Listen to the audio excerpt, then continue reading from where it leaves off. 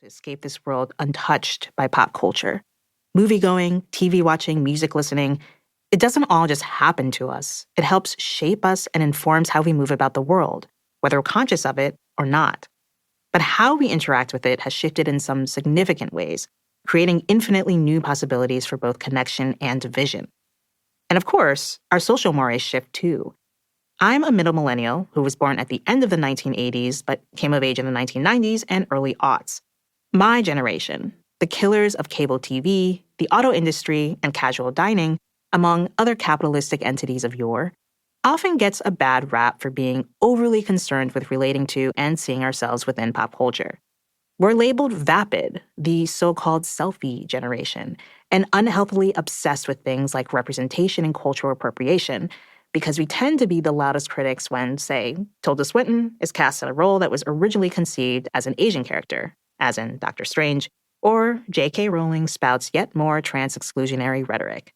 Bill Maher can barely make it a week without sneering about woke millennials and our cancel culture, and naturally, this ire has begun to trickle down to Gen Z, who have spent virtually all their sentient lives online and are rejecting labels and traditional identities at increasingly higher rates than millennials. But we're just embracing the reality of pop culture's indisputable impact on our society, only now with the added benefit of more diversity, more immediacy, and a bigger platform, social media, than generations prior. We're looking inward and looking back on many of the ideas and values we were taught by our parents, our teachers, our peers, and yes, our culture, and recognizing that a lot of what we've been taught to accept or ignore was wrong. Movies do not change, but their viewers do, Roger Ebert wrote in 1997. He was referring to Fellini's La Dolce Vita and how each time he experienced the film, he identified with the central character differently and in a way that was dependent upon whatever stage of life he was in at that moment. He's right, of course. We can all relate to the experience of a song or a movie hitting you differently at different points in your life. Now that I'm around the same age as 3 of the Sex and the City women were during its original run, I watch the show very differently than I did when I was 16, and that's a good thing. No more wildly unrealistic expectations of what dating and socializing is like as a young adult in a big city. As we individuals grow and change, so does the collective audience. And that collective audience always includes the next era of creators who might have the opportunities to do things differently, as we've seen lately with the likes of Issa Rae, Bo Burnham, Gerard Carmichael, The Daniels, and Greta Gerwig, all of whom are pushing boundaries and breaking new ground. Pop culture shapes us, and we shape it right back, in an invigorating feedback loop of creativity and interpretation. It's worth embracing this. Like most people, there are times when I just want to turn my brain off for a few hours, lose myself in entertainment, and never think about any of it again.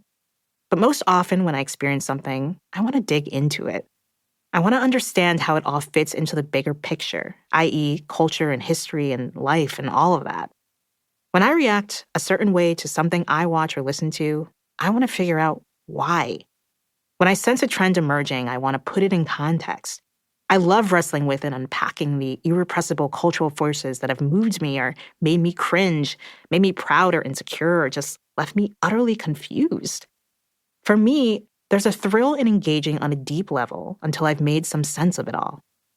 The essays in this book are an invitation into that wonderful, maddening process and the tensions that come with it, all through the prism of one Black, suburban, 1990s kid turned 30-something city-dwelling journalist who, on the very rare occasion when she does need a tampon these days, no longer flushes said tampon down the toilet. Chapter 1.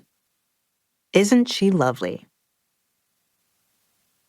Chance the Rapper paused on the other end of the phone line. It was merely a couple seconds, but in the moment it felt long enough to me to be a little awkward, especially because I couldn't read his facial expressions. Had I unintentionally poked a beehive with my questions? I wondered in the space of that loaded pause. It was summer 2019, and I'd successfully pitched my editor at the New York Times the idea of a lighthearted Q&A with the artist about his well-documented love of The Lion King. He's rapped about the movie on many different occasions, pegged to Disney's upcoming CGI remake. I figured it'd be fun to shoot the shit with the jovial rapper who has frequently sprinkled Lion King shoutouts like, "Call me Mr. Mufasa, I had to master stampedes," into his lyrics. He was as chill and chatty in conversation as I'd expected him to be.